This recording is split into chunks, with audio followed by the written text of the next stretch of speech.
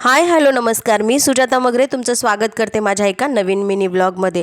तर काल रात्री अचानक माझी एवढी तब्येत बिघडली, सर्दी ताप खोकला सर्वच होतं। मग नंतर मी हॉस्पिटलमध्ये गेले होते। त्यानंतर तिकडून यायला मला इतका उशीर झाला की मग काय करावं स्वयंपाक मला कळतच नव्हतं। मग काय सिंपल अशी ही मूग डाळ खिचडी करायला घेतलेली आहे। तयारीवरून तर तुम्हाला लक्षात आलंच असेल। कांदा हिरवी मिरची टमाटर मटार जे आहेत वटाणा जो आहे तो सोलून घेतलेला आहे। अद्रक लसूण वाटून घेतली, कोथिंबीर चिरून घेतली। त्यानंतर एक कुकर ठेवलं, कुकरमध्ये जिऱ्याची फोडणी दिली, मोहरीची फोडणी दिली। त्यानंतर उभा चिरलेला कांदा टाकला, अद्रक लसूणची पेस्ट पण यामध्ये मी ॲड केलेली आहे। त्यानंतर ते चांगलं परतून घेतलेलं आहे। खूप घाई गडबडीमध्ये अशा सिंपलच्या रेसिपी चांगल्या वाटतात आणि त्यातही माझी तब्येत ठीक नव्हती, त्यामुळे मला असं वाटलं की साधं सुधं जेवण केलं पाहिजे। त्यानंतर हिरव्या मिरच्या ज्या आहेत त्या मोडलेल्या मी यामध्ये टाकलेल्या आहेत, मोडूनच टाकल्या, याला बारीक करून घेतलं नाही। उगा 2-4 मिरच्या आहे ना त्या मोडून टाकल्या। त्यानंतर उभा चिरलेला टमाटर आहेत, ते 2 टमाटर मी इथे घेतलेले होते ते टाकले आणि छान असं परतून घेतलं। त्यानंतर आता यामध्ये मी ना जे काही वटाणे सोलून घेतलेले आहेत ते 1 वाटी वटाणे टाकलेले आहेत, कारण लहान लेकराला वटाण्याची खिचडी खूप आवडते, त्यामुळे माझ्या पिल्लूला तर खूप आवडते।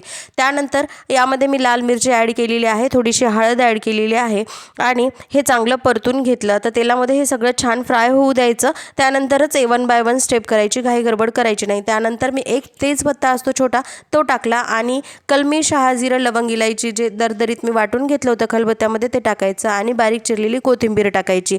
आणि गरम मसाला खडा मसाला मी कधीच टाकत नाही, कारण की तो मग दाताखाली आलं की चांगलं वाटत नाही, लेकरं खात नाहीत, म्हणून वाटून टाकते। त्यानंतर चवीपुरतं मीठ टाकलं आणि चांगलं असं परतून घेतलेलं आहे। आता परतून घेत असताना त्यामध्ये थोडेसे वटाणे पण फ्राय होऊ द्यायला त्याला वेळ द्यायचा। त्यानंतर चांगलं अर्धी वाटी मी इथे दही टाकलेलं आहे। दहीवाली म्हणतात ना, दहीवाली जी खिचडी आहे ना ती 1 नंबर लागते, त्यामुळे होतपर्यंत दही जास्त ॲड करायचं, कारण की त्याने खिचडी खूप छान होते। आणि त्यानंतर मूग डाळ आणि तांदूळ जे असतात ते मी 3 वाटी तांदूळ घेतलेले आहे आणि 1 वाटी मूग डाळ, अशा प्रमाणामध्ये मी हे तांदूळ आणि मूग डाळ घेतलेली आहे। ते चांगलं असं तेलामध्ये परत परतून घ्यायचं।